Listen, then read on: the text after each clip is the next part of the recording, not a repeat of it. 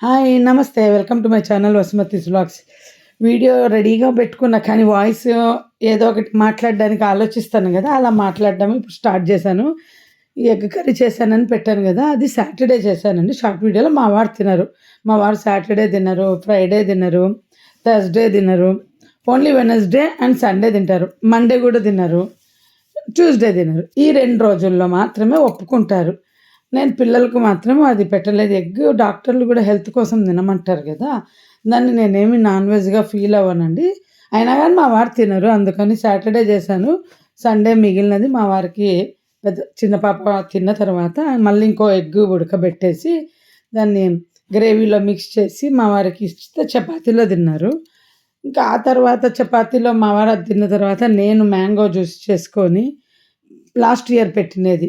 అది రేపు షార్ట్‌లో పెడతాను మీకు. ఆ మ్యాంగో జ్యూస్‌లో తిన్నాను. పిల్లలిద్దరికీ ఉప్మా చేశాను. ఏది ఇదంతా చెప్పేది నిన్న సండే. ఈ జొన్న నూక చేసింది షార్ట్ వీడియోలో చూసుంటారు. ఇది సాటర్డే మధ్యాహ్నం అంతా కూర్చొని చేశాను. చాలా టైం పట్టింది. నా ఆపరేషన్‌కి ముందు నేను జొన్నలు తెచ్చుకుంటే 2 కేజీలు వాటిని అలాగే పెట్టాను. పర్వాలే ఏం పురుగు రాలేదు. అడుగున లైట్‌గా కొంచెం పురుగొచ్చింది. ఆన్‌లైన్‌లో కొన్న జొన్నలు. ఇంకా నూకంతా వేసి నేను సండే సంకటి చేసుకున్నానండి. జొన్న సంకటి. చాలా బాగా కుదిరింది. షార్ట్ వీడియోలో డీటెయిల్స్ చెప్పినాను ఎట్లా చేసుకోవాలని.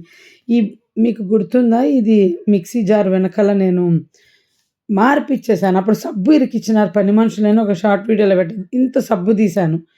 అదంతా మా వారు సౌండ్ ఎక్కువొస్తుంటే రిపేర్‌కి తీసుకెళ్ళి ఆ వెనకాలది మార్పిచ్చుకొనొచ్చినారండి.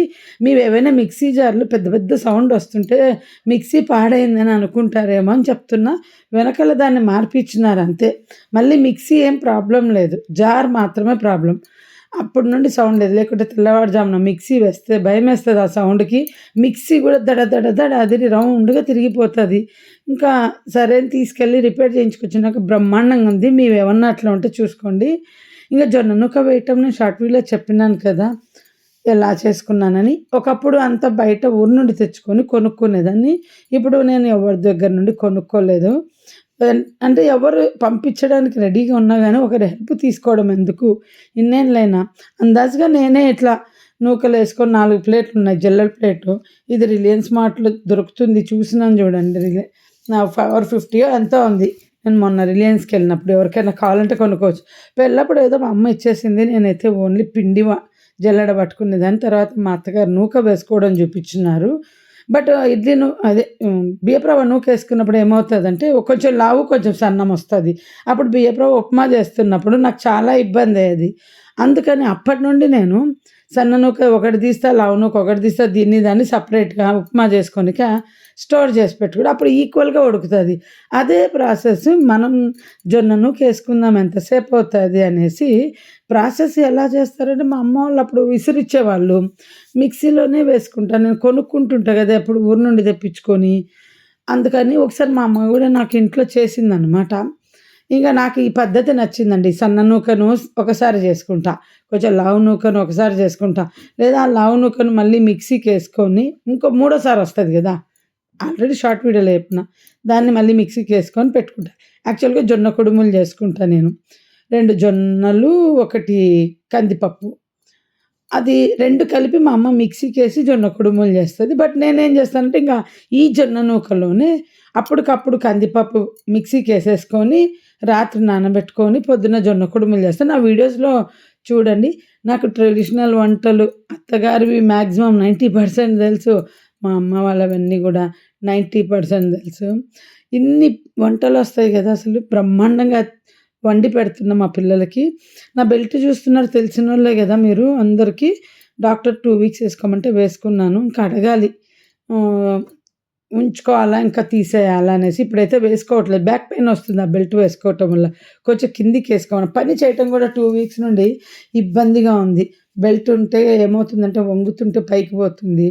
నేను బెంగుళూరులో ఉన్నప్పుడు 6 నెలలేసుకున్నానండి. ఏదో మా ఆయన టీవీలో జూసి అదేసుకుంటే పొట్ట తగ్గుతదని ఆయనకొక సైజు, నాకొక సైజు.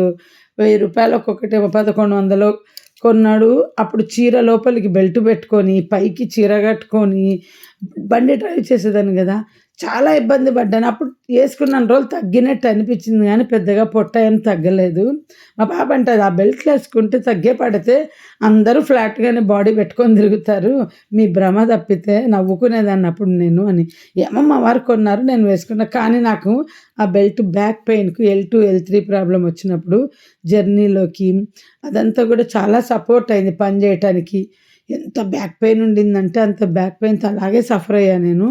తర్వాత ట్రీట్మెంట్ తీసుకున్నాక సెట్ అయింది. లాస్ట్ వీడియోలో చెప్పాను గదా! నేను చూడని ప్రాబ్లమ్ అంటూ లేదు అనేసి. అన్నీ నాకు 2, 2 సార్లు రిపీట్ అయితాయండి జబ్బులు. చెవి రంధ్రము 2 సార్లు లైఫ్‌లో పడింది తెలుసా? తర్వాత బ్యాక్ పెయిన్ ఒకటి L2 ప్రకారంగా అంతకుముందు పెళ్ళికి ముందు. ఎందుకో తెలీదు గానీ 2, 2 సార్లు సఫర్ అయ్యాను నేను. ఇంకా ఇవాళ కొంచెము మూడ్ గూడా సరిగ్గా లేదు. మా మేనత్త చనిపోయారు. చాలా ఏజ్డ్ 95 ఇయర్స్ తనకి. ఎప్పుడు ఊరెళ్ళినా వెళ్లి చూసొస్తాం మా మేనత్తల ఇళ్ళకెళ్ళి మేము.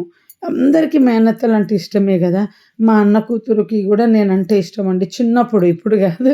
చిన్నప్పుడు నా వెనకాల పడేది. నాతో పాటు ఇంటికి రావాలి అనేసి. కానీ నా పిల్లలకి మాత్రం వాళ్ళ మేనత్తలు అంత గ్రిప్ పెట్టుకోలేదు. మేనకోడళ్ళను హ్మ్. బాగా చూడాలి. అంటే వాళ్ళని ముద్దులాడాలి అనేది. అందుకే మా పిల్లలకి పెద్దగా లేదు అఫెక్షన్ మేనత్తలంటే. అందరికీ మేనత్తలంటే చాలా ఇష్టం గదా! సినిమాలలో గూడా చూస్తుంటాం.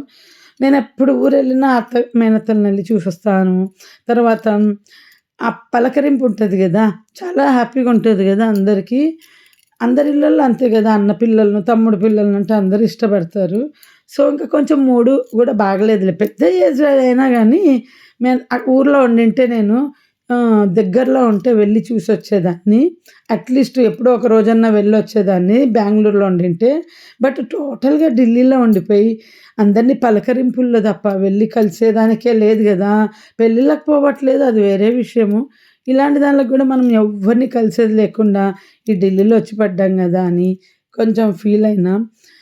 ఇంకో విషయం ఇక్కడ షేర్ చేసుకోవాలి. కెనాన్‌లో మేము అదే లాస్ట్ 4 ఇయర్స్ అగో మాకు మేము చెప్తుంటా గదా! ఎప్పుడు మా జాబ్ లాస్ అయ్యాము అనేసి. మీరెప్పుడైనా ఎవరినైనా విన్నారా మా జాబ్ పోయిందని? అందరూ మాకు నచ్చక ఆ జాబ్ వదిలేసామని చెప్పిన వాళ్ళనే విన్నారు. కానీ అలా ఎవరు ధైర్యంగా చెప్పుకోలేరు. నేనేమంటానంటే చెప్తే తప్పేముంది? మనం ఏమన్నా తప్పు చేసుకున్నామా? తప్పు చేసి ఏదన్నా జరిగితే మనం ఫీల్ అవ్వాలి గానీ నేచురల్‌గా మనకు వాళ్ళేదో వాళ్ళ ప్రాబ్లమ్స్, వాళ్ళ కంపెనీ లాసులనేసి వాళ్ళు మనల్ని కాదనుకున్నారు అంతేగాని చెప్పుకోవడంలో తప్పు లేదండి. ఈ రోజుటి వరకు నేను 4 ఏళ్ల క్రిందట ఎందుకు ఇందాక మొదలుపెట్టి అన్నీ వదిలేసానంటే 4 ఏళ్ల క్రిందట హోలీకి before day last working day మా వారిది. అప్పుడు మాకది బాగా సాడ్ అనమాట. Sad Holi day. అందుకని ఎవ్రీ ఇయర్ మేము దాన్ని గుర్తు చేసుకుంటుంటాము. లైఫ్‌లో ఊహించని ఇదంటూ. కానీ ఎందుకో మొన్న ఒక విషయం గుర్తొచ్చిందండి. నాకు పిల్లలు పుట్టకముందు మా ఆయన 4 మంత్స్ యాక్సిడెంట్ అయ్యి బెడ్‌లో ఉన్నారు. అప్పుడు మాత్రము భలే హెల్ప్ చేసింది గదా! క్యానన్ కంపెనీ మా ఆయనకు అని. ఎందుకంటే అప్పుడు మాకు అందరితో కలిసున్నాము బంధువులతో. పిల్లలే పుట్టలేదు ఇంకా అప్పటికి. అది చెప్తున్నా. అప్పుడు విషయం ఎవ్వరు గూడా మీకేమన్నా ఒక రూపాయి అవసరం ఉందా? కావాలా? హాస్పిటల్‌లో అయినారు గదా! అట్లాగా అనేసి ఫోన్ చేసి అప్పుడు గూడా అడగలేదు గదా! ఇప్పుడు ఏం పెద్ద ఫీల్ అవ్వాలి నేను. అప్పుడు గూడా ఎట్లా చేసుకుంటున్నారు? ఎట్లా ఏమి పట్టు చేతిలో పెట్టుకొని చేతిలో ఒక 10,000 కాదు కదా! రూ. 10 పెట్టినోళ్ళు లేరండి. అది భలే గుర్తొచ్చింది మొన్న నాకు. అప్పుడు నిజంగా క్యానన్ మాకు 4 నెలలు సాలరీ ఇచ్చింది. ఆ సాలరీ ఇచ్చిందే కాక మా ఆయనకు కారు ఒక 1 మంత్ 10 డేస్ అనుకుంటా. రోజు కార్‌లో పికప్, డ్రాప్ ఆఫీస్‌కు. మా ఆయన ఆఫీస్ వర్కే చేశారు. ఫీల్డ్ వర్క్ అయినా గానీ. నిజంగా కొన్ని కొన్ని మనకు ఎవరన్నా హెల్ప్ చేసినవి మర్చిపోతాం. కానీ ఎందుకో కొన్ని కష్టాల్లో అవి బాగా గుర్తొస్తాయి. అది గుర్తొచ్చి మీకిప్పుడు చెప్తున్నానండి. ఆ 4 నెలలు నాకు జీతం లేకుంటే నా పరిస్థితి ఏమయ్యేది అసలు అని అనుకున్నా. అప్పుడు చాలా భయపడ్డాం. మేమే లోపల భయపడ్డాం. బాయ్. See you.